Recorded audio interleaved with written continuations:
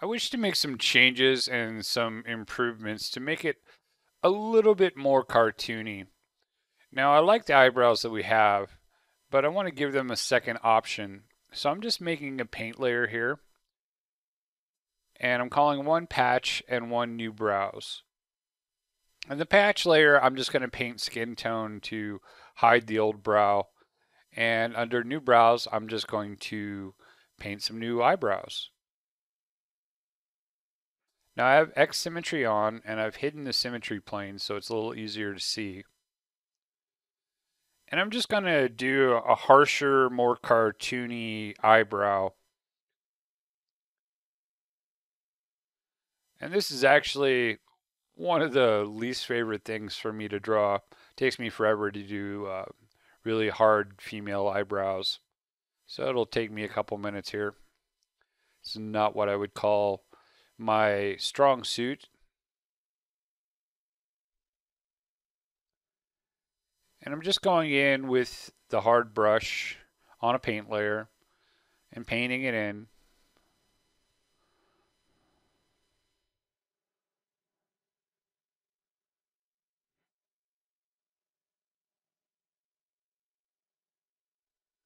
And then taking the eraser to adjust the shape. And of course, I'll use the eyedropper tool on the patch paint layer to just paint some flat skin tones to get rid of the old eyebrow.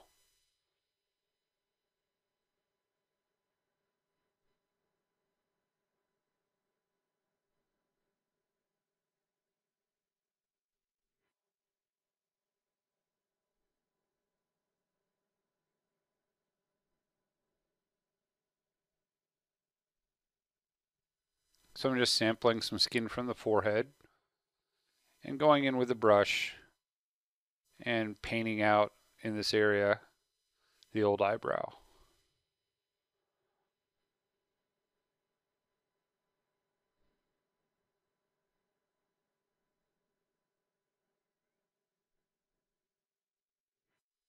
I'm just making some adjustments.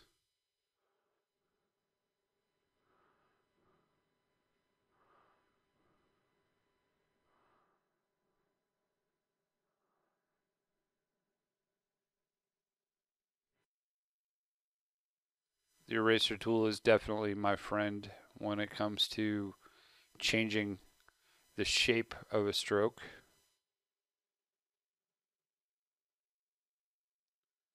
Now I've also decided we're going to tone down the skin pores a bit.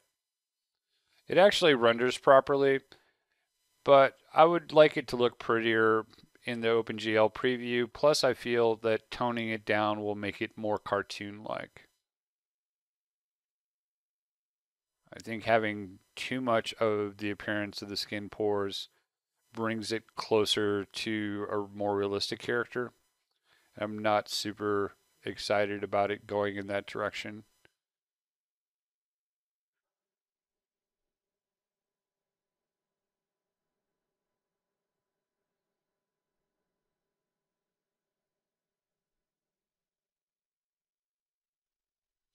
And you can see here I accidentally painted on the wrong layer. I painted on the patch layer.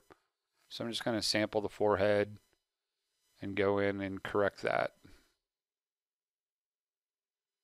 You always got to be careful that you're actually painting on the layer you want to be painting on.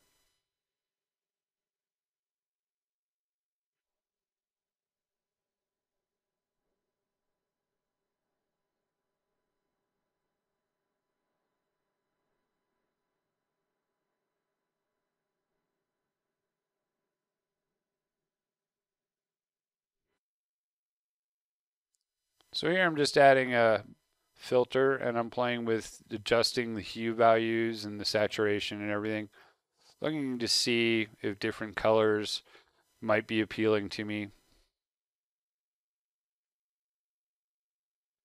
I actually turn it off because I'm not super thrilled with the change in color.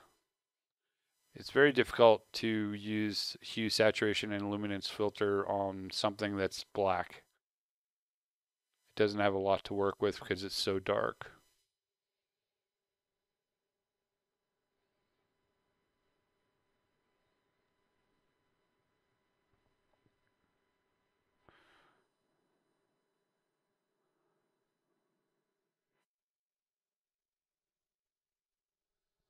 All right, so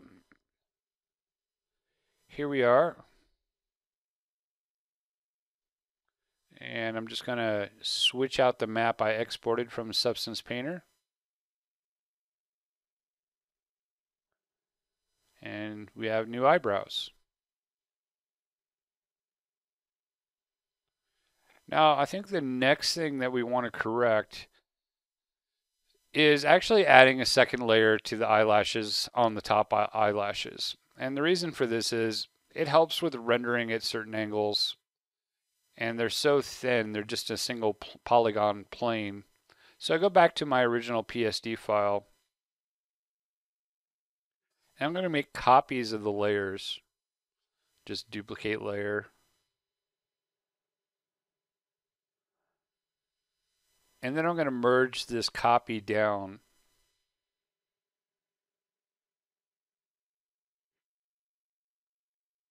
And then I can actually just use the move tool and move it into place. So we'll grab the move tool, hold down shift, and it'll go straight up. Line it up where you want it.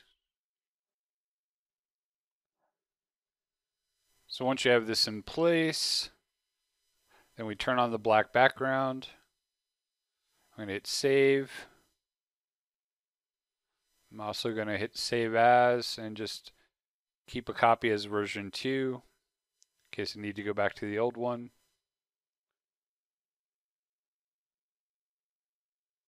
And I'm just making sure I have my layers set up properly. Now I'm going to do a Gaussian blur. And I'm going to adjust the settings. And I just want it to be very slightly soft.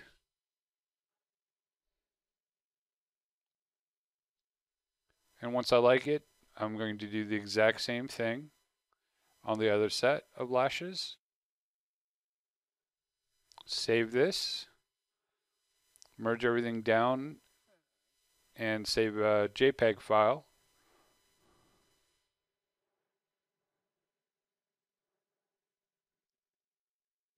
And now we have double layered lashes.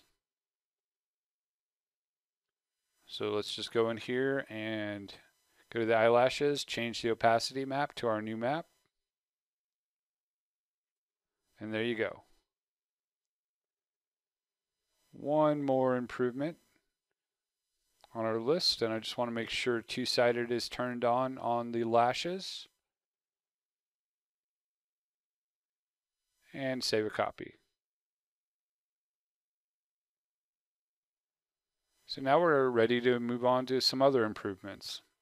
Let's pop into ZBrush with our original sculpture. Now I've actually widened the eyes a little bit more. I widened them just before I started recording, just a tad.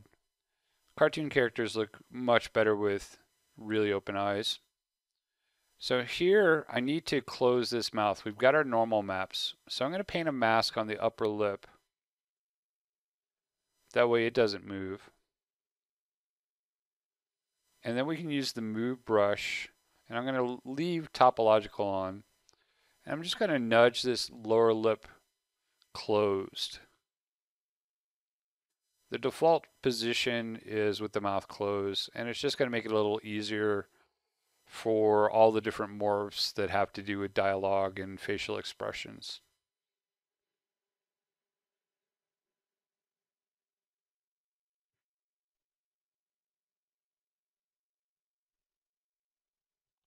Now I'm going to check my lashes, and I just want to verify. I don't care about the lower lashes because we actually make them vanish. But I do need to make sure that the upper lashes, and I'm going to switch to the move mode here and hold down Alt so I can move the move gizmo up. And I just want to make sure that they're in a position where they're touching the upper eyelid. And then I can go in with my move brush. And I've got topological off. And I'm just adjusting their positions.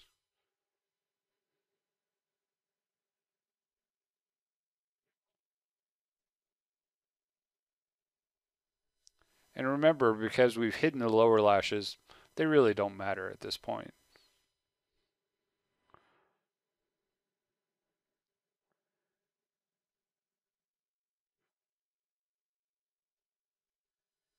And here you can see I'm saving a copy.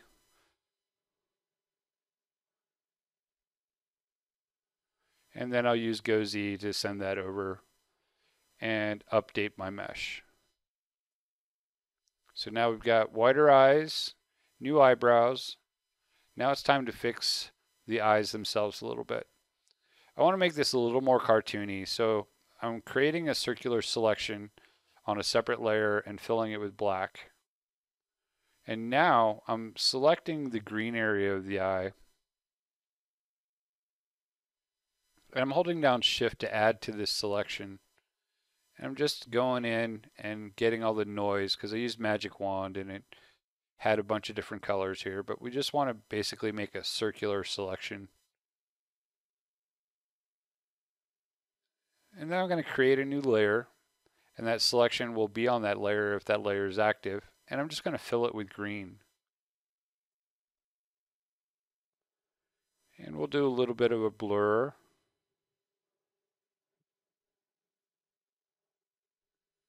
Not too much, but enough to blend it in.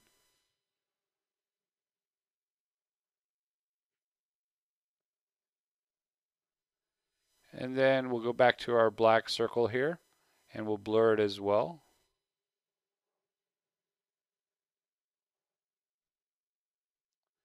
I'm going to save a copy of this. And maybe adjust the green's opacity just to show a little bit of the previous eyeball underneath. I'm going to save this as a PNG file.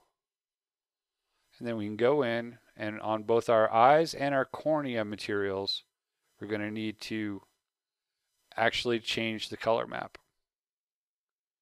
So I'll grab this new color map, put it on the eye and on the cornea. And you need to do it on both the left and the right eye and cornea. So now we've gone even farther to be somewhat more cartoon-like. Now I'm actually going to adjust the morph on her bosom, make it a little smaller. And then I'm going to bake this because I don't want any of these old morphs hanging around. I just want it to read as a single character. Back in Substance Painter, I'm going to the skin material that we have that has the pores, and I'm looking for the technical parameters. And you want to find the height range, and you want to set it to something lower in order to make it more subtle. I believe it was at 0.1 and I switched it to 0.03. And I'm doing this on the head, the body, the arm, and the leg. And I go back a couple times to double check, make sure. And then I'm going to export these textures. And here's what you get. I brought in the new normal maps with the more subtle skin pores. And now we have a character that I feel is a much stronger cartoon character. Now we'll move on to correcting the eye morphs.